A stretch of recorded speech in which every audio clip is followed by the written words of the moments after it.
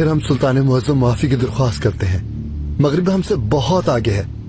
ہم 200 سال سے اس جگہ تک نہیں پہنچ سکے جہاں وہ آج موجود ہیں. سلطان معظم وہ ہم سے آگے ہیں. بہرحال ہم جو کہنے کی کوشش کر رہے ہیں یہ ہے یقیناً ہمیں اپنا ملک مغرب کو نہیں دینا چاہیے، لیکن ہمیں بدلنا چاہیے. ہمیں ان جیسا بننا چاہیے. ہم ان کے جیسے بن سکتے ہیں.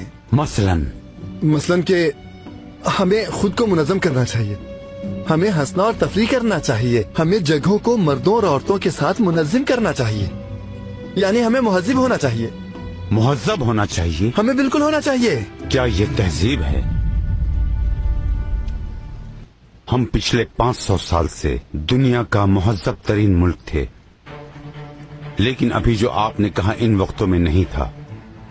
سلطان معظم معذرت کے ساتھ کہنے کی اجازت دیجیے. مغرب کی سڑکیں تو ذرا دیکھیے، بہترین ہیں. ہمیں اس حوالے سے ان کی مدد مانگنی چاہیے.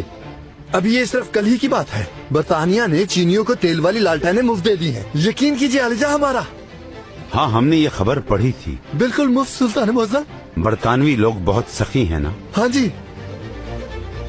آپ کو پتا ہے برطانوی لوگ تیل والی لالٹینیں مفت کیوں دے رہے ہیں؟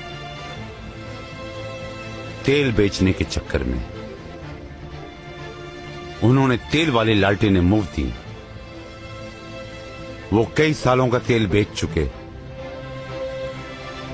ہم اپنا تیل خود پیدا کریں گے، پھر تیل والی لالٹینیں مفت دیں گے. اگر ہم ایسا نہیں کریں گے ہم ان کی کالونی اور ان کی منڈی بن جائیں گی. محمود صاحب،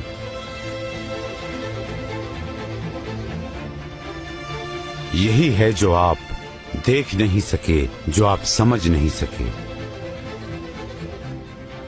مغرب وہ سب کچھ لے لے گا جو اس کی کالونیوں میں موجود